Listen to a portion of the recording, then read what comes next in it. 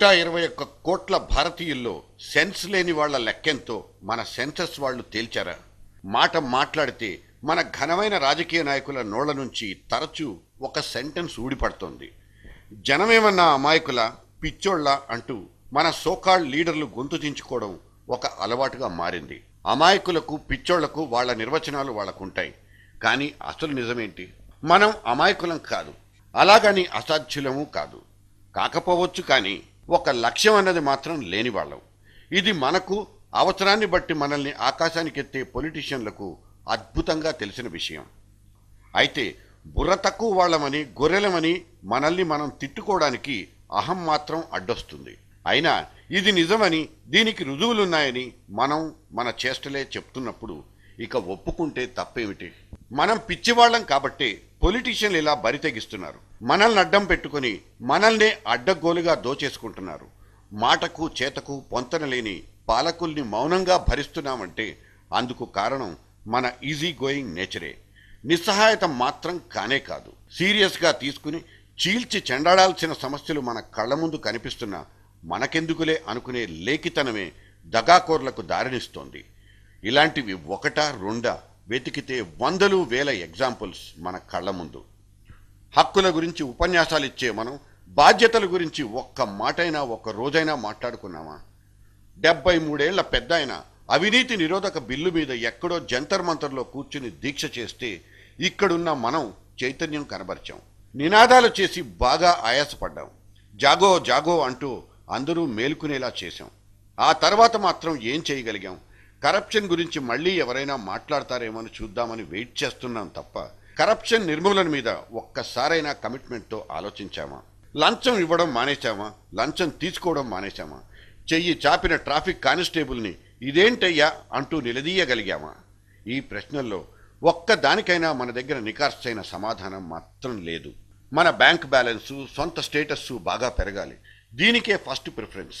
Society గురించి పట్టించుకోవడం అంటే అది కొందరికి నామోషి, ఇంకొంతమందికి అమాయకత్వంతో సమానం. ఒకరి సెంటిమెంట్ని ఇంకొకరికి అంటించడం, బాబాలు స్వామీజీలకు ప్రచారం ఇవ్వడం, దీన్నే సమాజ సేవగా భావించడం, ఇది మన సమూహంలో నడుస్తున్న ట్రెండ్. కనీసం ఓటు హక్కునైనా సక్రమంగా వినియోగించుకోవడం తెలియనంత అమాయకుడు సగటు భారతీయ పౌరుడు. 5 ఏళ్లకొకసారి ఒక్క 15 నిమిషాలు ఓటు కోసం కేటాయించుకోలేని లేజీ మ్యాన్ మన కామన్ మ్యాన్.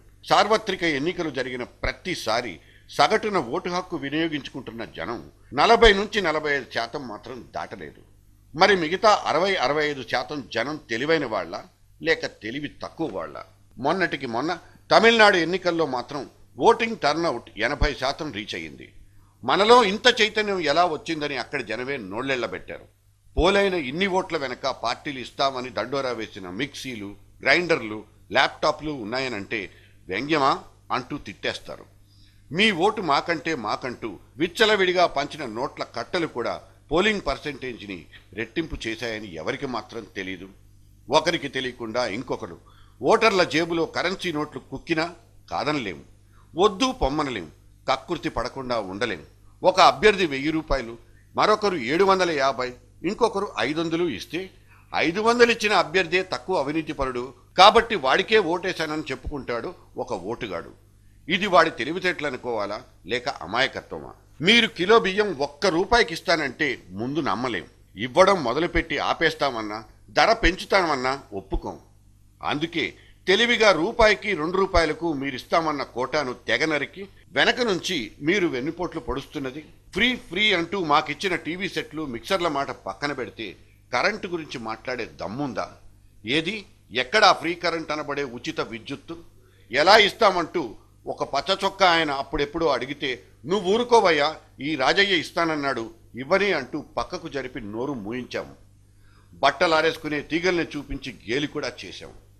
ఏది ఆ ఫ్రీ కరెంట్? ఇప్పుడు ఇస్తామన్న వాళ్ళు వెళ్ళిపోయారు. ఉన్నవాళ్లు తమ ఒంటికి షాకుల మీద షాకులు కొట్టించుకుంటున్నారు. వెర్రిబాగులోలుగా మిమ్మల్ని నమ్మి కరెంటు మీద ఓటేసినందుకు ఇప్పుడు చీకట్లోనే బిల్లులు చేత్తో పట్టుకుని షాకులు కొట్టించుకుంటున్నాం. మరి మేం తెలివైన వాళ్ళం ఎలా అవుతాం సార్లు? ఇక నాదేం పోయిందనుకున్నా ఇదే ఎగస్ పార్టీ పెద్ద ఆయన నెలకు ఏకంగా 2000 రూపాయలు క్యాష్ ఇచ్చేస్తానంటూ ఊదరగొట్టి ఊరించాడు. ఆయన కాడికి మళ్ళీ ఫోటో ఐడి కార్డులు పట్టుకుని అకౌంట్లు తెరిచేయడానికి బ్యాంకుల ముందు క్యూలు కట్టాం. పాపం ఆయన పార్టీ గెలవలేకపోయింది. సర్లే, మా అమాయకత్వం ఒక్కసారైనా ఓడిపోయి మమ్మల్ని ఇలా బ్రతికించిందనుకుని సరిపెట్టుకున్నాం. నిజమే, మేం ఒక్కోసారి అమాయకత్వంలో నుంచి కూడా బుర్ర పెట్టి ఆలోచిస్తామని చెప్పుకోవడానికి ఇంతకంటే ఇంకేం సాక్ష్యం కావాలి? 1,76,000 కోట్లు దోచుకున్న 2G దొంగల మీద దేశమంతా రిఫరెండం పెట్టినా అంతో ఇంతో తీసుకొందే ఓటేసే అలవాటు అవ్వలేదు మనకు. సరైన పాలకుల్ని ఎన్నుకోవడానికి వజ్రాయుధం లాంటి ఓటర్ ఐడిని ఫోటో గుర్తింపు కోసం మాత్రమే వాడుకుంటున్న మనకు ఇక డెమోక్రసీ మీద సీరియస్నెస్ ఉందని ఎట్లా చెప్పుకోవడం? ఓట్ల గొడవ ఇంతటితో వదిలేద్దాం. కనీసం రొటీన్ లైఫ్లోనైనా ఇంటెలిజెంట్గా ఆలోచించగలుగుతున్నామా, తెలివిగా ప్రవర్తిస్తున్నామా అంటే అదీ లేదు. పక్కింటోడే మనకు ఆదర్శప్రాయుడు. 10 మంది ఏం చేస్తే అదే మన దారి. మంచి చెడుల గురించి ఆలోచించే టైము, తెలివి మన దగ్గర లేవు. ఆ తెలివితేటలు ఇక వస్తాయో రావో కూడా తెలియదు. 25 ఏళ్ల క్రితమే ఓల్డ్ అయిపోయిన గళ్ళ చొక్కాలు ఇప్పుడు ఫ్యాషన్ అయి కూర్చున్నాయి. కారణం వాడెవడో సినిమా సెలబ్రిటీ తగిలించుకోవటమే. వాణ్ణి చూసి మనం కూడా పోటీపడి కొనుక్కుంటున్నాం. బ్లాక్ అండ్ వైట్ కాలం నాటి పాయింటెడ్ షూస్కి ఇప్పుడు మళ్ళీ రాయల్ లుక్ వచ్చేసింది. ఇంతకంటే ప్రయారిటీలు లేవా? ప్రాధాన్యాలు కనిపించవా? 121 కోట్ల జనాభా ఉన్న దేశంలో 70 కోట్ల సెల్ ఫోన్లు రింగ్ అవుతున్నాయి. అవసరం ఉన్నా లేకపోయినా ప్రతివాడి చేతిలో సెల్ ఫోన్ కంపల్సరీ. రాత్రికి వండుకోవడానికి బియ్యం ఉన్నాయో లేవో తెలియకపోయినా ఈవినింగ్ సినిమా మాత్రం చూడాల్సిందే. చెత్త చెదారం అంతా కలిపి ఏటా 1000 సినిమాలు రిలీజ్ అవుతున్నాయంటే రోజుకి 1,50,00,000 సినిమా టికెట్లు అమ్ముడుపోతున్నాయన్న ధైర్యమే దానికి కారణం.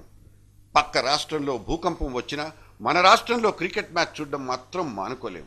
జనం ఒక్కళ్లే కాదు, మాల్యాలు, అంబానీల దాకా క్రికెట్లోనే ఈత కొడతారు, క్రికెట్తోనే కేక పెడతారు. ఇండియా గెలిచినప్పుడు ట్రైకలర్ జెండాలు పట్టుకుని అటు ఇటు ఊపి పారేస్తూ నరానా దేశభక్తి ఉన్నట్లు పొంగిపోతారు. ఇది ఇన్నోసెన్సా లేక టైంపాస్ సెన్సా? తెలియనంత కన్ఫ్యూజన్ ఉంది ఇక్కడ. మన రాష్ట్ర జనాభా కంటే 70 లక్షల ఎక్కువగా రేషన్ కార్డులు మంజూరయ్యాయని సివిల్ సప్లైస్ డిపార్ట్మెంట్ గోల పెడుతోంది. నకిలీ దరిద్రులుగా నమోదు చేయించుకుని చౌక ధరలకు నిత్యావసరాలు కొనుక్కునే శ్రీమంతులది అమాయకత్వం అంటూ కమిట్ అవ్వలేం. కొత్త చట్టాలు కావాలని గోల పెడుతున్న జనం ఉన్న చట్టాలు ఎలా అమలవుతున్నాయో తెలుసుకునే ప్రయత్నం కూడా చెయ్యరు. ఇప్పుడు ఎన్ని చెప్పుకున్నా అప్పుడు జనం గురించి గిరీశం చెప్పిన డైలాగులే కరెక్ట్. జనం అమాయకులు కారు, అంతా గమనిస్తున్నారు. సరైన సమయంలో సరైన నిర్ణయం తీసుకుంటారు. వజ్రాయుధంతో అవినీతి తలలు తెగ నరుకుతారు అంటూ కత్తి లాంటి డైలాగులు వదిలే పొలిటీషియన్లారా, వీఆర్ ఎక్స్ట్రీమ్లీ సారీ. మీతో ఏకీభవించడానికి మేం సిద్ధంగా లేము. మిమ్మల్ని గురించి, మీ లీలల గురించి పట్టించుకునే ఓపిక, ఆసక్తి మా దగ్గర లేవు. అందుకనే మీ ఆటలు సాగుతున్నాయి, మీ మాటలు ఇలా చెల్లుతున్నాయి. చెల్లని కాసులల్లా కోట్లాది మంది జనమే. హమ్ ఐసా క్యోं है?